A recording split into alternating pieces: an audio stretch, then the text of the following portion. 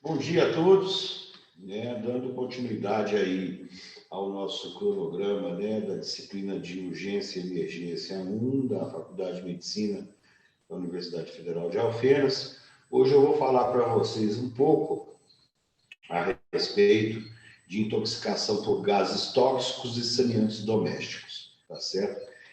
São intoxicações menos prevalentes dentro do ambiente de urgência e emergência, porém, elas acontecem, né? E vocês devem ter aí uma noção um pouco mais robusta em relação a esse tipo de intoxicação. De um modo geral, pela intoxicação por gases asfixiantes, nós vamos ter aí uma divisão bem simples, tá certo? Em relação aí à gravidade, principalmente, dessas intoxicações. Nós temos aí os asfixiantes químicos e simples, perfeito? Dentre os asfixiantes químicos, aqueles que mais trazem consequências relacionadas aí aos quadros de intoxicações são o cianeto e o monóxido de carbono. Já dentre os asfixiantes simples, nós vamos ter aí a presença do dióxido de carbono, perfeito? E o gás de cozinha. O cianeto, o que nós podemos falar do cianeto? Cianeto é uma substância química, formada por um átomo de carbono e um átomo de nitrogênio fortemente ligados entre si através de uma ligação tripla.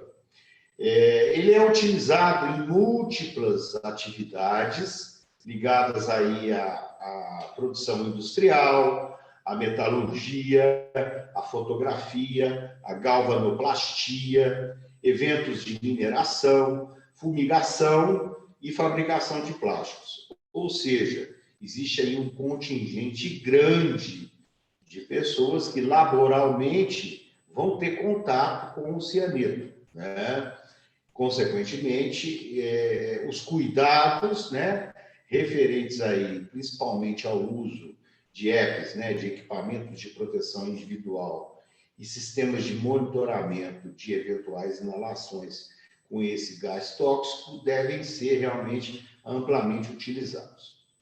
Potencialmente, a intoxicação por cianeto decorrente da inalação de fumaça, de incêndio ou por ingestão acidental, e em última análise, até mesmo por tentativas de suicídio, e homicídio, elas acontecem, tá? Bem como os acidentes industriais.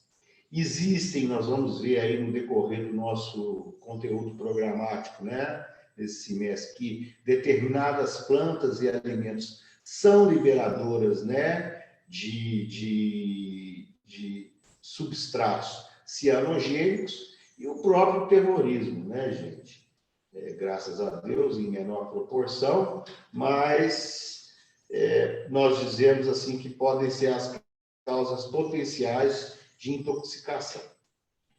E de que maneira o cianeto ele vai intoxicar, o ser humano que tem aí o contato com ele, por via inalatória, principalmente.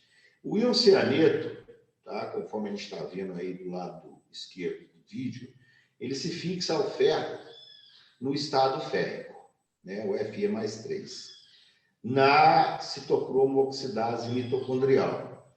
Quando esse ioncianeto se fixa, a esse estado férrico, Fe+3, vai impossibilitar, perfeito? É aí que é o substrato do mecanismo. Vai impossibilitar a utilização periférica do oxigênio e a produção do ATP. Consequentemente, o que vai ser a consequência disso? A inibição da respiração celular e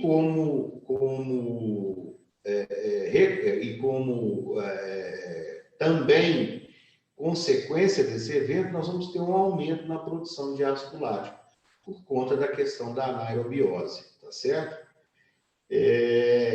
A ação, ela é muito irritante, né, a inalação desse cianeto, e normalmente existe uma conversão bem lenta, tá?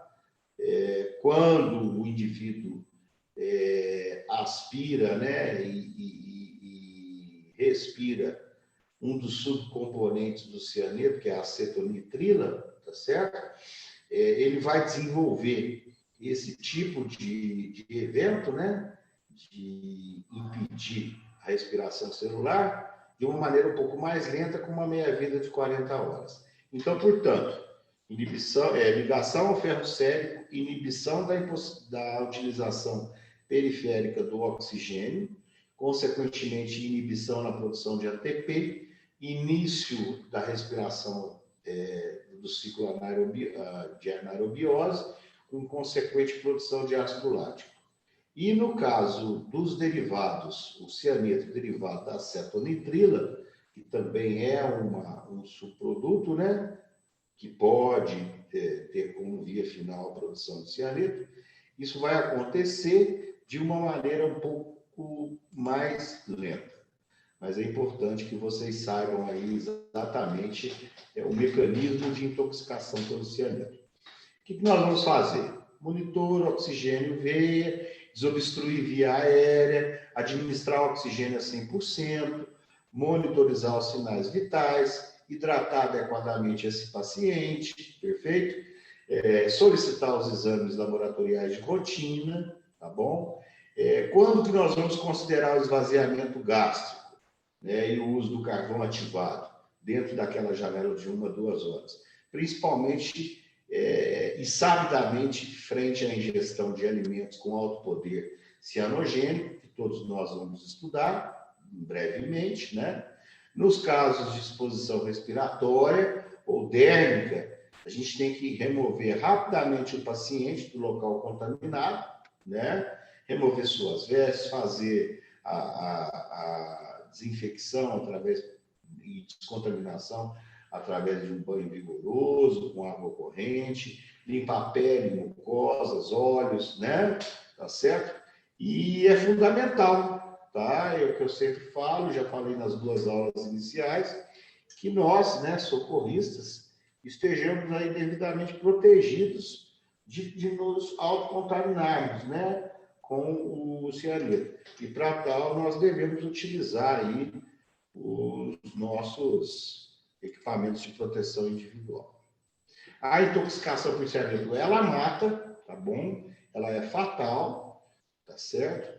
Normalmente o paciente chega, né, com uma frequência respiratória aumentada, hiperventilando, com taquipneia, nauseado, por vezes aí com vômitos, e esses vômitos às vezes podem levar até casos de broncoaspiração, chega com a sensação de vertigem, tontura, tá? Apresenta uma hiperlactatemia, tá? Um aumento do ácido lático, por vezes até mesmo sem acidose. Ele vai ter uma respiração curta, com um pulso às vezes filiforme, imperceptível. Tem reflexo pupilar ausente e as pupilas, por vezes, podem estar dilatadas, midriáticas. Além das medidas gerais de tratamento, que eu coloquei no slide anterior, existem aí 2 antídotos que podem ser utilizados, tá certo? Para o tratamento da intoxicação por cianeto, direta ou através de seus derivados, tá? E os 2 principais representantes que eu quero que vocês tenham aí noção, né, da existência e da possibilidade de utilização, são o tiosulfato de sódio, tá? E a hidroxicobalamina. São esses 2 os principais antídotos para a intoxicação por cianeto. Eu, como já expliquei a vocês, eu não vou me ater aqui a doses e nem a forma de administração, visto que isso aí faz parte de conteúdos curriculares aí mais adiantados para vocês. Mas em relação, então, à intoxicação por cianeto, o que eu quero que vocês guardem é isso. A questão da ligação ao ferro sérico, a impossibilidade de captação do oxigênio, a entrada na respiração do ciclo anaerobiótico, a produção de ácido lático, né? A fatalidade, que é extremamente alta em relação ao cianeto, os seus dois antídotos, né? Hidroxicobalamina e tiosulfato de sódio. Já dentre os asfixiantes químicos, né? O monóxido de carbono também é um outro grande representante, né? De quadros de intoxicações. Monóxido de carbono é um gás inodoro, insípido e incolor, né? E ele é produzido pela combustão incompleta de qualquer substância que contenha carbono. Ou seja, nós estamos aí dioturnamente expostos a eventuais intoxicações acidentais por monóxido de carbono, visto que o carbono existe praticamente em 99% aí das composições químicas, tá bom? E as intoxicações por monóxido de carbono, às vezes, são bem prevalentes. De que maneira que o monóxido de carbono vai nos intoxicar? O monóxido de carbono ele vai se ligar à hemoglobina com uma afinidade 250 vezes maior que o oxigênio. Ou seja, é uma ligação extremamente forte, tá? Daí o fato de acontecerem as intoxicações. Ele pode inibir diretamente a citocromo oxidase, né? Ele pode se ligar à mioglobina, afetando a contratividade do miocárdio, olha aí a depressão miocárdica, lesando inclusive os músculos cardíacos e os estriados também. Diminui a disponibilização de oxigênio sanguíneo tecidual, porque ele tem uma ligação extremamente forte com a hemoglobina. Portanto, o oxigênio não consegue se ligar, né? E leva a lesões, né, por hipóxia, em áreas altamente sensíveis à isquemia, como o cérebro, né, como os rins. E, geralmente, a intoxicação por monóxido de carbono ela é associada a uma hipotensão sistêmica. Tá bom? Aí a gente vê aqui no canto esquerdo do vídeo, né? Como que existe essa interrupção, né? Da disponibilização de oxigênio. Mas lembrando que o cerne maior da fisiopatologia da intoxicação por monóxido está relacionado exatamente à afinidade de ligação muito alta que esta tem com a hemoglobina, tá bom? Que este, né, aliás, tem com a hemoglobina.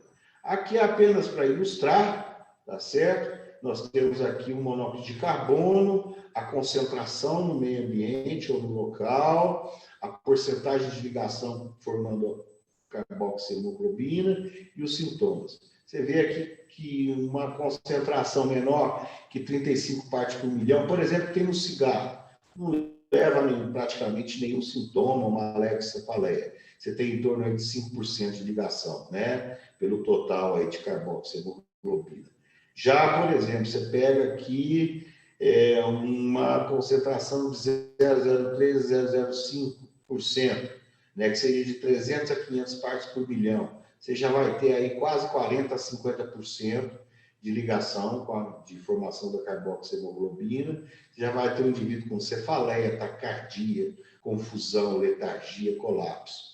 Quando você tem aí aproximadamente 1.900 partes por milhão, você vai ter quase 80% de ligação e esse paciente provavelmente, né, ele vai evoluir para o óbito. Nós observamos muito isso, né, uma concentração alta desta maneira, quando, por exemplo, uma pessoa tem uma síncope ou desmaia num ambiente onde tem, por exemplo, um automóvel ligado com portas fechadas, né? Então, ali, realmente, a concentração de monóxido, ela aumenta muito, tá? Ou decorrente aí da combustão de gases, por exemplo, dos aquecedores de água em ambientes muito fechados.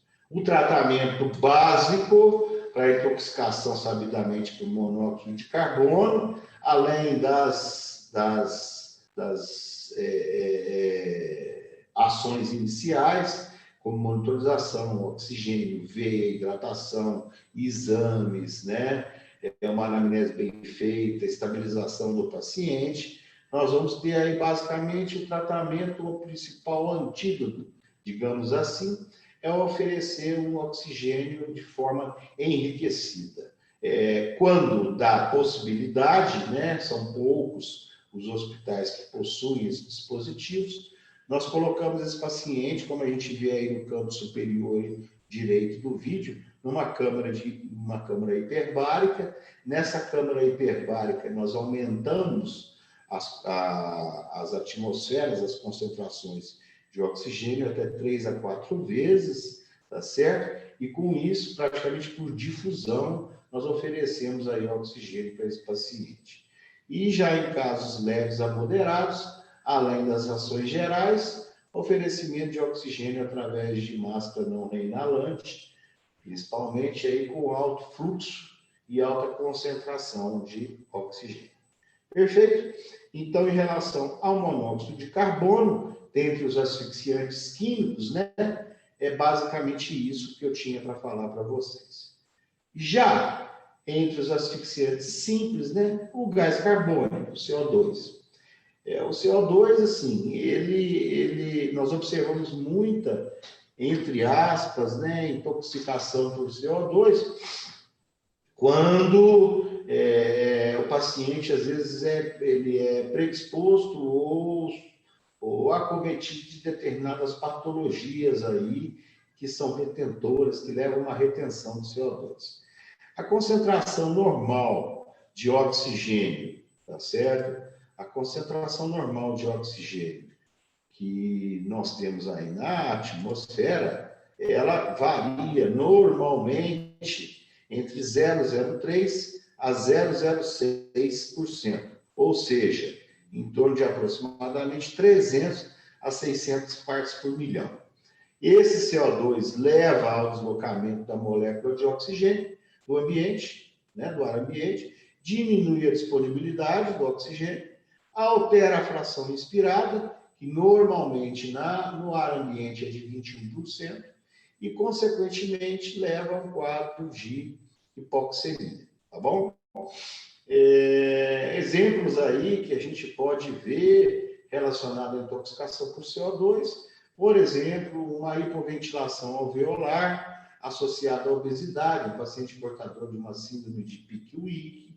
Nós observamos isso em pacientes com doença pulmonar obstrutiva crônica, em suas apresentações de exacerbação, quando existe aí um aumento muito grande da PCO2, tá bom? Acima aí de 65, 70, isso leva ao rebaixamento do nível de consciência, diminuição de visão noturna, dores de cabeça, náusea, tá certo? O estado de alerta passa aí de um quadro de sonolência para estupor e, porventura, coma. O paciente fica cianótico, ele pode apresentar arritmias decorrentes aí de uma miocardiodepressão, isquemias miocárdicas, convulsões e até mesmo morte.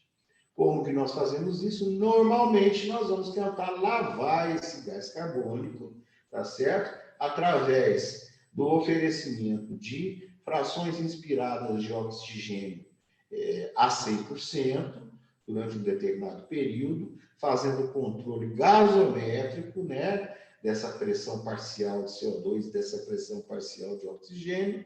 Esse paciente, lembrando, ele está monitorizado, ele tem um acesso venoso adequado, ele está bem hidratado, ele já foram coletados os demais exames, as vias aéreas estão devidamente protegidas, em função exatamente do nível de consciência, da pontuação da escala de Glasgow que esse paciente apresentou no momento de sua admissão, tá?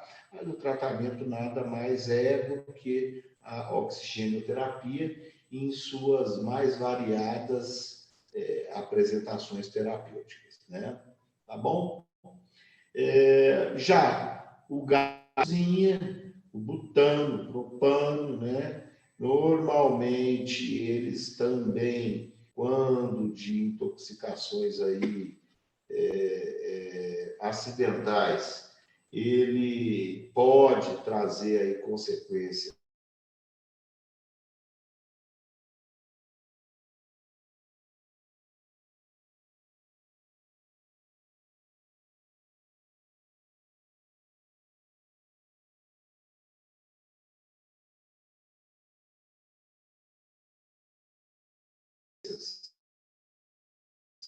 e, na maioria das vezes, esse tipo de intoxicação, ela é realmente acidental, tá certo? Passar para o próximo slide.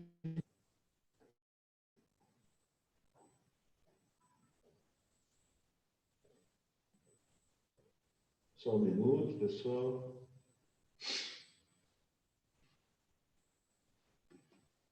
Saiu aqui um pouquinho.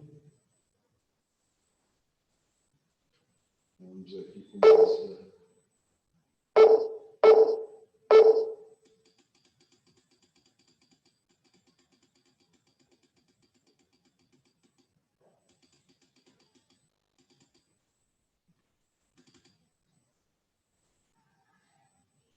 Bom, o que acontece aí em relação aí ao monóxido, à intoxicação pelo gás de cozinha, né?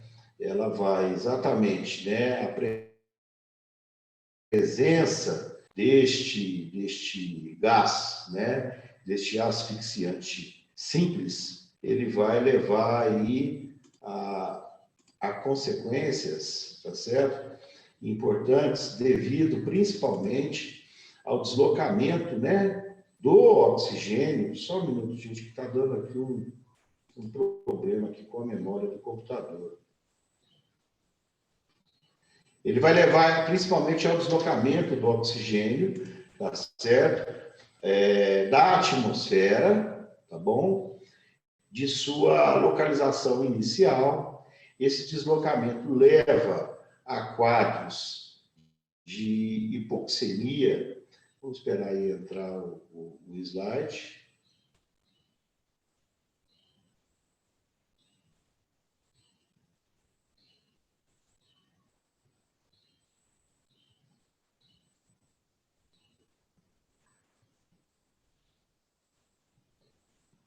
Entrou. Ele leva ao deslocamento de oxigênio da atmosfera, diminui a pressão parcial de oxigênio, né, alveolar, e leva a quadros de hipoxemia, ou seja, de falta de oxigênio. As principais consequências disso, né, gente? O que a hipoxemia nos apresenta? As principais consequências: disfunção do sistema nervoso central, metabolismo anaeróbio, tá bom? Você vai ter a diminuição dos sentidos, principalmente relacionados à visão, tá? Você vai ter aí cefaleias fortes, principalmente decorrentes aí da vasodilatação, náusea, aumento compensatório da respiração. O indivíduo tenta lavar esse inalante, né, através de um aumento na frequência respiratória. Fica também com diminuição no seu estado de alerta, tá? Pulso filiforme, pode eventualmente ficar cianótico, e se não tratado de forma rápida, de forma adequada, ele vai evoluir para a morte. O tratamento, como nós todos sabemos, está relacionado com o quê? Oferecimento de oxigênio suplementar, além das medidas iniciais de acolhimento, que todos vocês já sabem, né? Estão aí bem familiarizados, tá bom? Então, resumindo, a intoxicação por gases asfixiantes, químicos e simples, químicos, cianetos, tá certo? E monóxido de carbono, simples, CO2 e gás de cozinha, tá certo? Tratamento pilar para todos esses tipos de intoxicação. No caso dos cianetos, os antídotos e oxigênio em medidas gerais. No caso, principalmente, do monóxido de carbono, do CO2 e do gás de cozinha, principalmente oxigênio, oferecimento de oxigênio enriquecido, além das medidas iniciais. E é óbvio, né, o acompanhamento e o tratamento das complicações que advêm dessas exposições. Tá?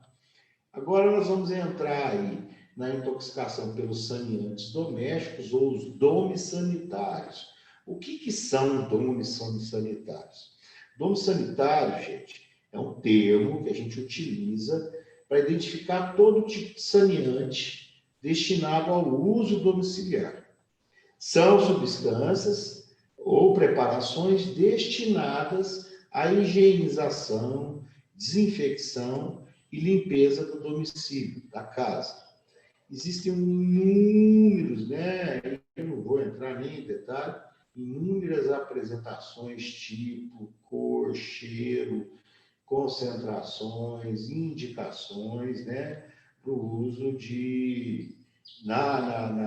para a aquisição desses domes sanitários.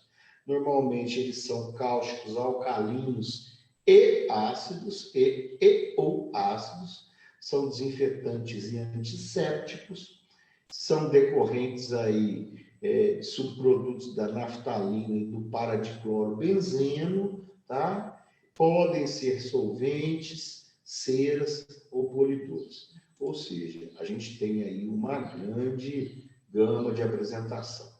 O grande problema do dome sanitário no que diz respeito à ingestão ou ao contato demasiado acidental, ele está principalmente relacionado com as crianças. Olha do lado direito como que nós enxergamos os domes sanitários e aos olhos de uma criança como que elas observam os domes sanitários. Por isso que normalmente existe uma incidência muito maior de acidentes, né, de domes sanitários com crianças. Elas enxergam isso como brinquedos, tá certo? Normalmente, o dome sanitário, ele vai ter a sua intoxicação, as suas consequências relacionadas ao pH, ao potencial hidrogênio iônico de sua constituição, né, de sua preparação e apresentação. Normalmente, nós vamos ter os domes sanitários com ações ácidas, cujo pH está bem abaixo de 7, tá certo? Como, por exemplo, o ácido sulfúrico, o ácido clorídrico, tá bom? Nós vamos ter aí, normalmente, os acidentes relacionados com os domes sanitários alcalinos, cujo pH está muito acima de 7, como, por exemplo, na água sanitária, com o alvejante, com a amônia, tá bom? Isso aí, quanto maior, né, o valor do pH, e quanto menor o valor do pH, maiores vão ser as consequências, tá certo? Normalmente, os dois principais alvos, né, de intoxicação por domes sanitários, né, as principais consequências clínicas vão estar relacionadas após a ingestão desses corrosivos com problemas relacionados ao sistema respiratório, né, que vão levar aos quadros de broncoespasmo, fístulas, bronquopneumonites aspirativas e insuficiência respiratória, e às vezes o aparecimento de fístulas traqueoesofágicas, e quando, pela via digestória, as principais lesões, além das irritativas, vão estar relacionadas com quadros aí de esofagites, de lesões importantes no esôfago, com o aparecimento também de fístulas traqueoesofágicas e as suas complicações, tá?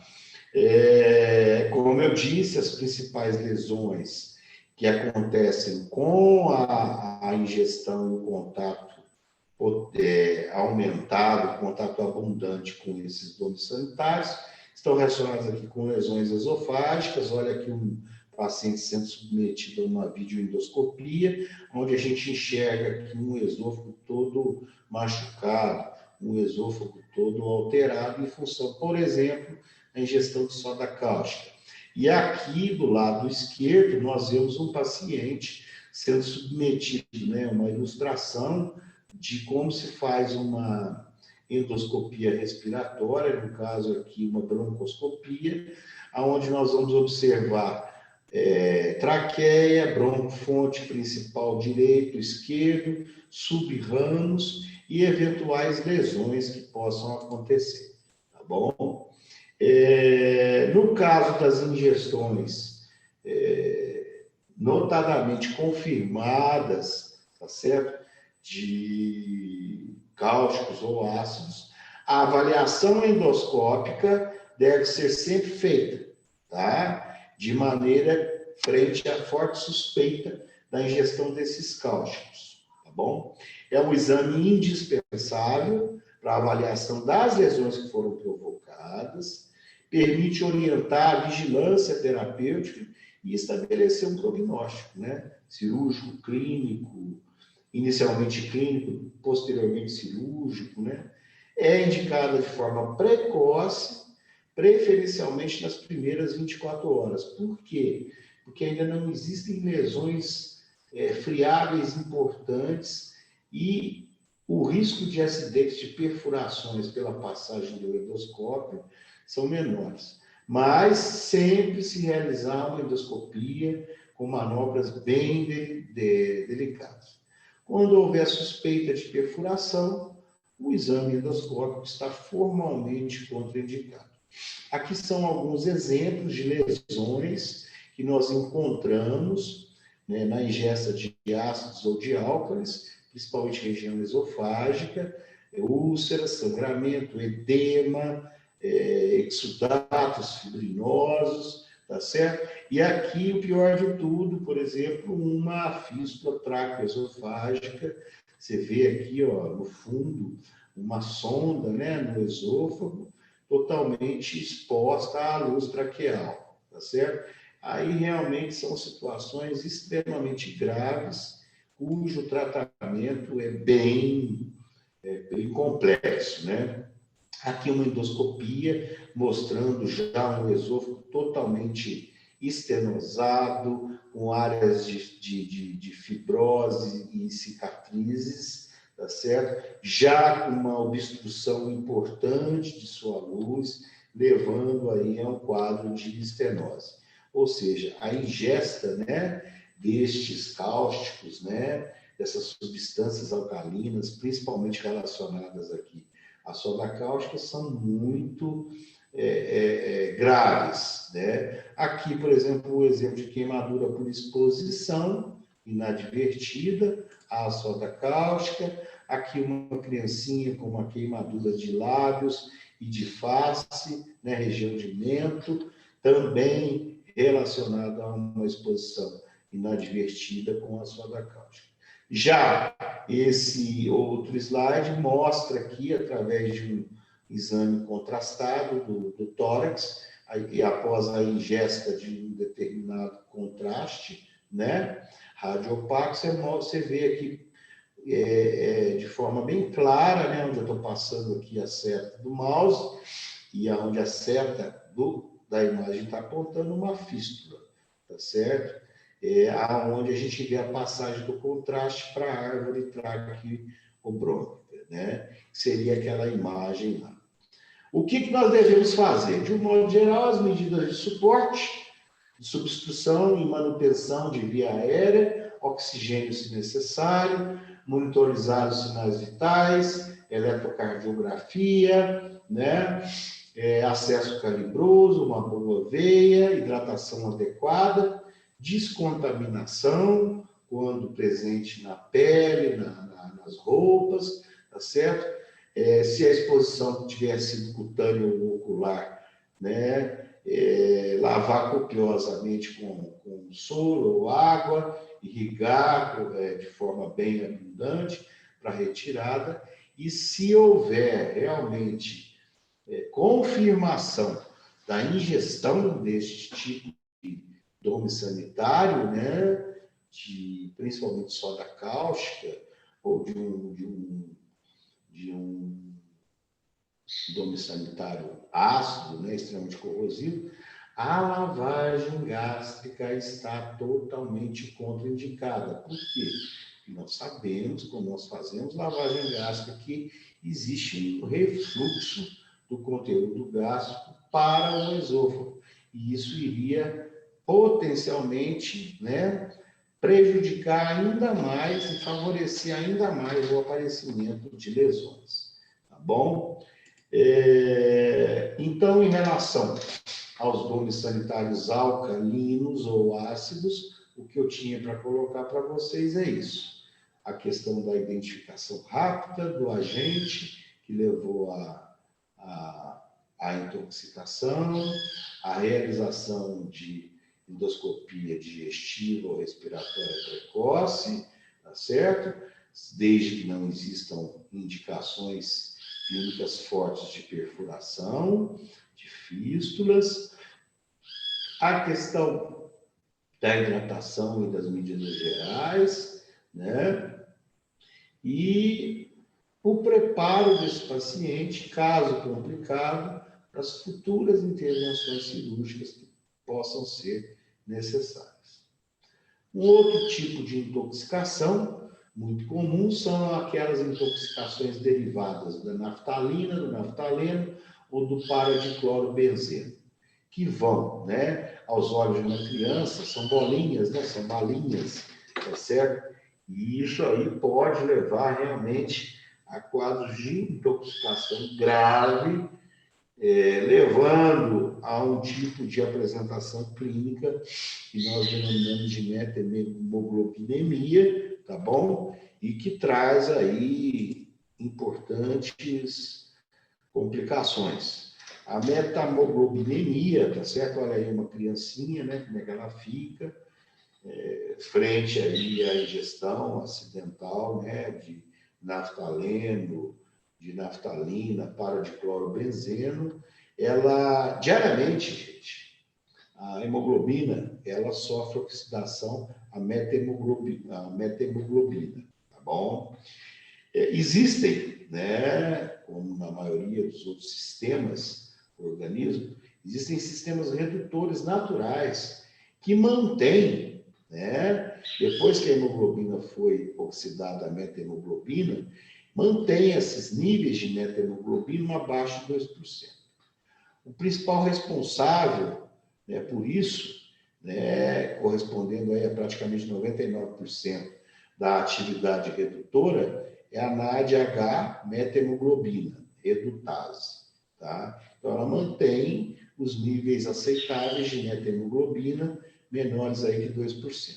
Por mais, quando você tem aí uma intoxicação importante por naftaleno, naftalina, paradiclorobenzeno, o que vai acontecer? Você vai reduzir, em última análise, tá certo? Você vai desequilibrar o redox, né, da hemoglobina para a metemoglobina e os níveis vão aumentar. Vai existir uma excessiva produção, né, de hemoglobina, de redução da hemoglobina, e, consequentemente, os níveis de metemoglobina saem fora do controle. E daí vem as principais alterações relacionadas, né, a essa intoxicação. Então, só reforçando, os mecanismos naturais de manutenção da hemoglobina na forma ferrosa é o NADPH, né? E quando existe aí um desequilíbrio entre a produção de metemoglobina e sua ação redutora, para se manter a níveis aceitáveis, normalmente abaixo de 2%, você vai começar a ter aí quadros aí importantes de intoxicação, tá bom?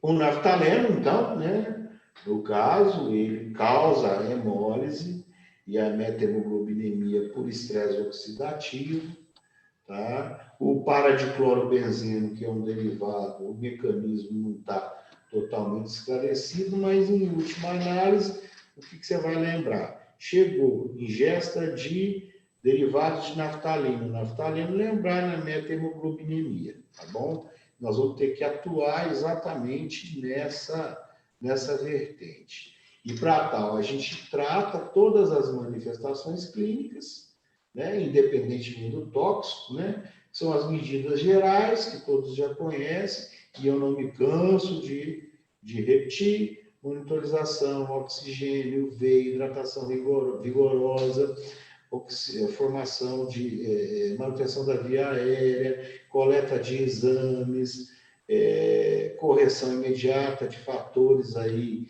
de risco iminente de morte, tá bom? A anamnese bem feita, os dados, né, da pergunta, que a gente estudou lá na segunda aula, tá bom? Se for possível, interromper ou diminuir a absorção desse tóxico, né? Se tiver com um tempo menor do que 2 horas. Aumentar a eliminação desse tóxico, aumentar a eliminação do tóxico, né? Através de medidas excretoras, se for possível, e neutralizar a ação dele, se existir um antídoto adequado, tá bom? Então, assim, o tripé de qualquer tipo de intoxicação, gente, exógena, guardem bem esse slide. O tripé é interromper ou diminuir a absorção do tóxico, se chegar a tempo. Aumentar a eliminação do tóxico, se for possível.